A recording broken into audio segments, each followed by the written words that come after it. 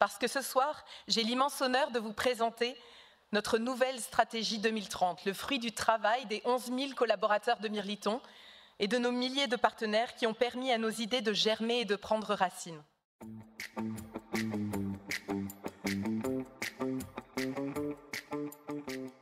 La post-croissance, vue depuis l'Assemblée Générale du Futur, un podcast de Profil.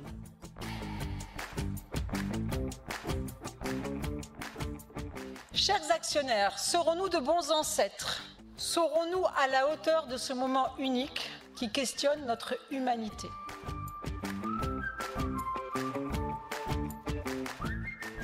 Alors aujourd'hui, je suis très heureuse de recevoir pour ce podcast dédié à la stratégie de Mirliton dans l'AG du futur, je reçois Bertie Neuqui. Alors Bertie, tu étais déjà dans ce mauvais coup puisque tu as participé à l'AG du futur numéro 1, tu récidives l'AG du futur numéro 2. Et avant que l'on dévoile davantage les détails de tes rôles et surtout de ton rôle lors de la précédente AG, est-ce que tu veux bien te présenter, s'il te plaît? Qui es-tu, Bertie Neuqui? Bonjour Geneviève, bonjour à tous. Alors en effet, Bertie Neuqui, je travaille depuis 15 ans maintenant dans l'investissement socialement responsable.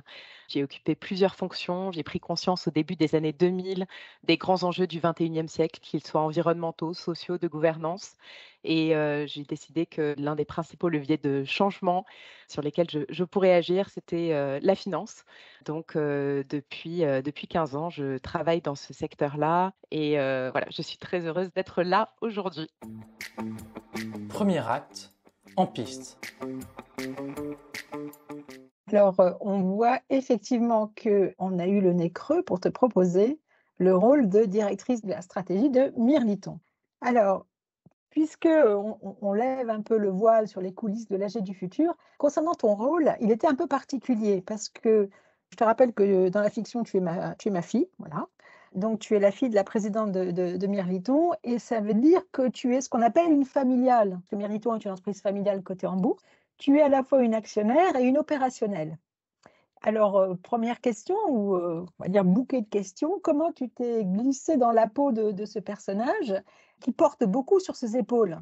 Parce que c'est sur quoi tu travailles, ce que tu représentes, c'est au carrefour d'enjeux de nature très différentes. Alors, j'ai beaucoup de chance et un atout secret, c'est que quand j'étais très petite, je devais avoir 5 ou 6 ans, ma maman m'a inscrit à des cours de théâtre. Donc j'ai fait beaucoup de théâtre jusqu'à l'âge adulte. Cela m'a certainement aidée à me glisser dans la peau de la directrice de la stratégie, ce que je ne suis pas aujourd'hui dans la vraie vie. Je ne suis pas non plus héritière, malheureusement, d'une entreprise familiale cotée en bourse comme Mirliton. Donc en effet, il a fallu un petit peu de créativité. Néanmoins, ça fait 15 ans que je travaille à questionner, challenger, apprendre des dirigeants d'entreprises cotées en bourse dans lesquelles j'investis. Et j'ai appris énormément sur des secteurs très variés ces 15 dernières années, que ce soit sur des sujets environnementaux, sociaux et de gouvernance, que sur des sujets économiques et financiers, voire géopolitiques. Et je pense que tout ça m'a grandement aidée à me glisser dans ce personnage, bien que être aux manettes d'un point de vue opérationnel et devoir bâtir la stratégie d'une entreprise comme Mirliton, c'est très différent que d'être actionnaire et d'être à l'extérieur de l'entreprise et, Oui, et de challenger cette entreprise, oui, tout à non fait. pas de l'intérieur. Tout à fait, parce que tu avais, d'ailleurs, tu étais dans le casting, tu étais la seule, alors je me mets de côté, mais tu étais la seule à avoir cette double casquette actionnaire et opérationnelle. On anticipait aussi dans l'écriture du script qu'éventuellement tu prenais la suite. Les propos que tu as tenus présentant le plan stratégique, c'est-à-dire que tu les vis des deux côtés. Tu les vis du côté de l'actionnaire qui opère, on va le dire, opère quand même un virage sur l'aile. L'actionnaire familial propose donc de transmettre tous ces titres dans une fondation actionnaire. On l'a vu dans le podcast précédent. Et toi, tu t'occupes en fait de tailler le modèle économique à la serpe. Voilà, puisque je vous invite à regarder la vidéo, mais c'est toi quand même qui annonce qu'il n'y a pas de dividende pendant 5 ans quand même. Et c'est ce que tu peux juste nous en dire un petit peu, puisqu'on a compris que tu étais une comédienne née. Le personnage était très différent de ce que je suis dans la vraie vie parce que je pense que je me suis très jeune intéressée et questionnée sur ma contribution et ce que je pouvais apporter au bien commun. alors que le personnage dans le cadre de l'AG du futur et comme l'a montré cette scène, dans la cuisine, avait tout un tas de projections personnelles, individuelles, qui étaient bâties sur l'ancien modèle et qu'il a fallu, déconstruire pour en arriver à la proposition, de stratégie et j'ai beaucoup insisté aussi ou j'ai en tout cas, c'est ce que j'ai souhaité faire, en amont de l'AG dans la construction de cette stratégie, c'est insister sur la co-construction avec les salariés, avec la famille, avec les fournisseurs, avec toutes les parties prenantes pour que ce soit véritablement un projet qui soit coporté, accepté et qui est déjà ne pas arriver, simplement avec une stratégie que j'aurais pensée, moi dans mon coin, Oui, tout à ce fait. que je n'étais pas ce que mon personnage n'était d'ailleurs pas en capacité de faire à l'époque, puisque ça ne correspondait pas à toutes les projections, qu'elle avait pu s'imaginer, Absolument, depuis sa plus absolument. tendre enfance. Deuxième acte, Terra Incognita. Quand il s'agit de bâtir un nouveau plan stratégique vers la post-croissance avec une fondation actionnaire et une alliance avec les actionnaires salariés, bien évidemment, on s'attend à quelque chose de radical, quasiment une réinitialisation du modèle économique. Il y a des renoncements, on va arrêter de faire ceci. On comprend aussi que le Covid étant passé par là, c'est le bon moment. Donc, comment tu as bâti cette stratégie et est-ce que tu pourrais juste partager avec nous quels étaient en fait les principaux enjeux et comment tu as réussi à les restituer au public? Donc, j'ai tenté de me projeter dans un autre futur, possible. Les 2 maîtres mots qui m'ont servi à bâtir cette stratégie, c'était le réalisme et l'ambition. Donc, le réalisme pourquoi? Parce que je suis convaincue que pour embarquer un maximum de personnes dans l'aventure, pour les aider à se projeter, il faut partir du concret, du réel, de l'existant et ne pas imaginer un monde qui soit totalement différent.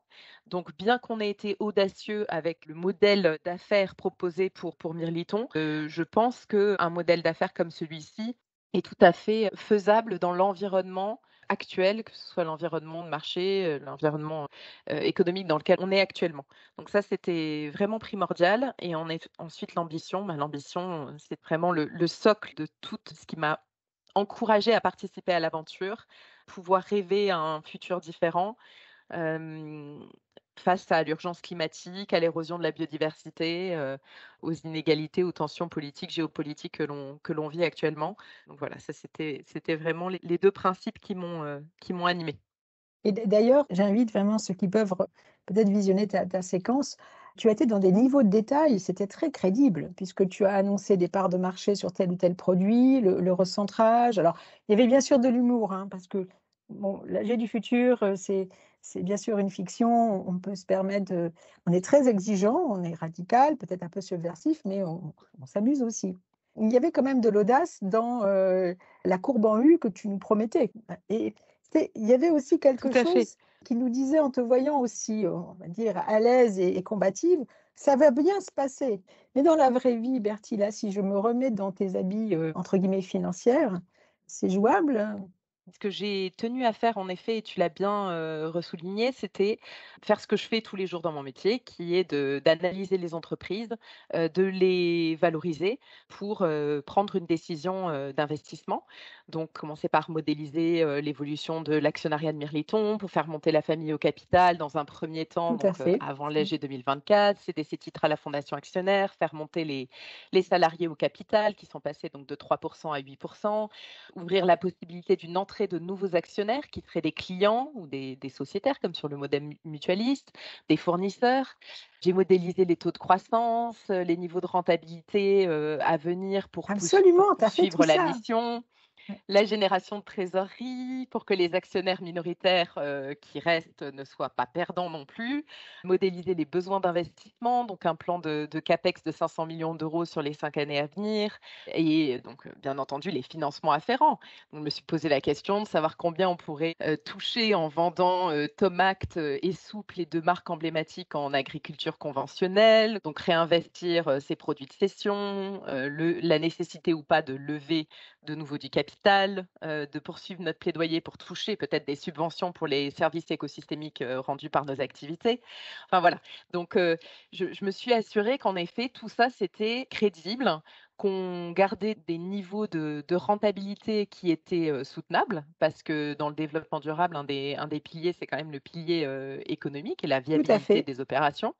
Et ensuite, donc se pose la question en effet de est-ce que le marché aujourd'hui est prêt à accepter, parce qu'il y a quand même une grosse partie, de capital dit flottant, et d'actionnaires, donc d'actionnaires minoritaires Oui. dans l'entreprise. Est-ce qu'aujourd'hui le marché est prêt à accepter ça?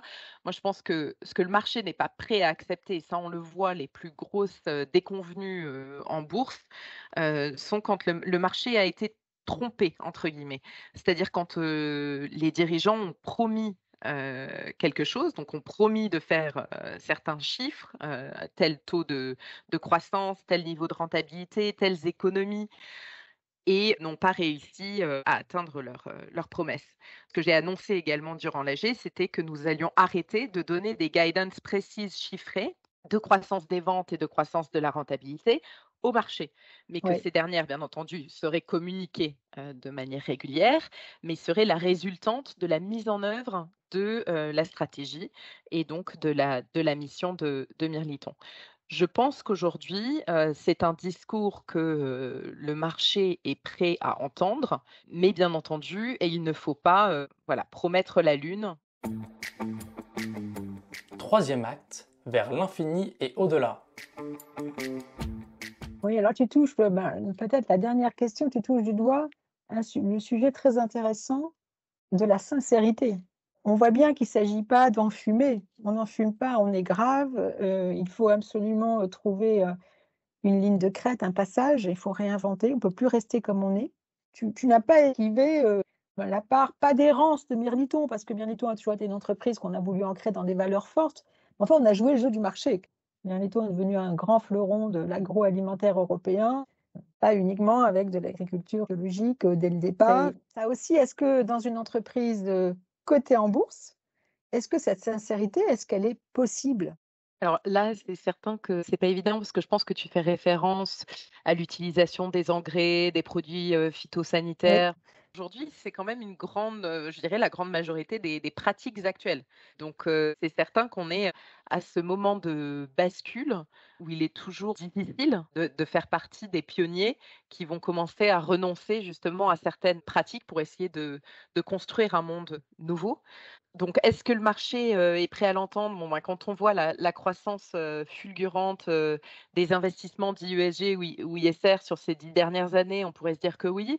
Finalement, quand on regarde, d'un peu plus près, comme tu le sais aussi très bien, bon, les régulateurs courent après, hein, le greenwashing, le social washing.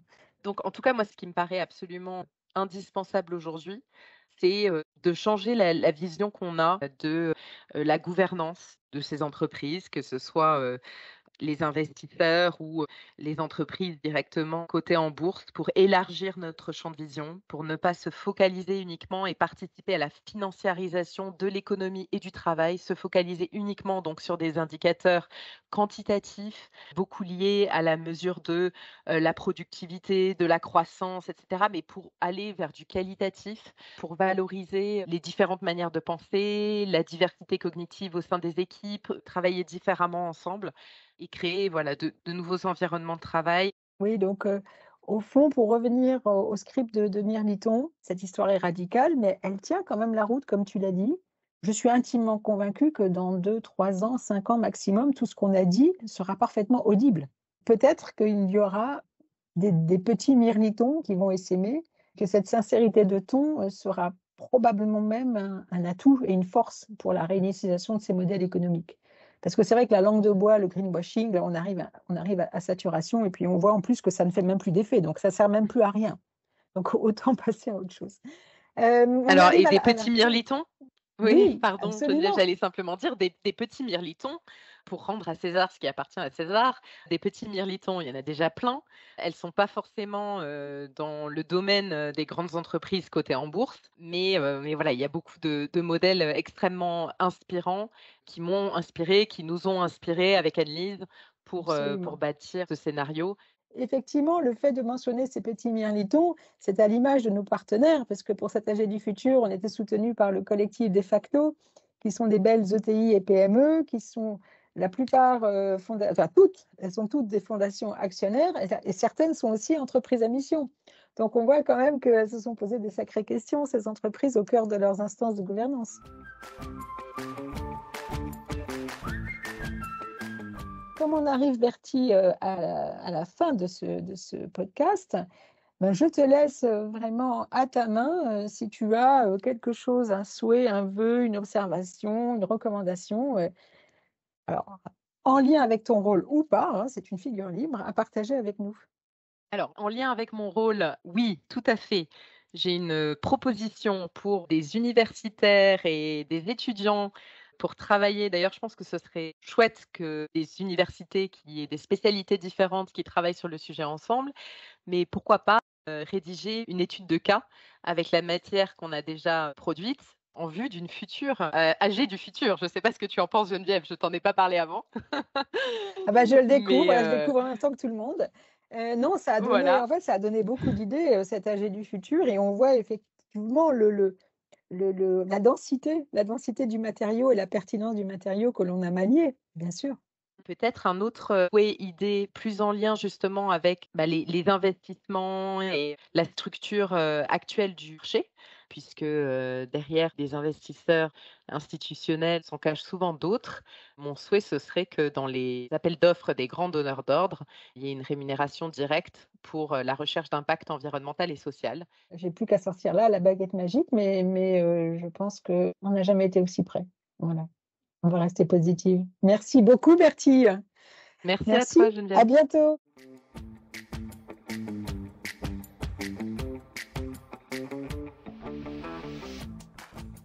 La post-croissance, vue depuis l'Assemblée générale du futur, un podcast de Profil.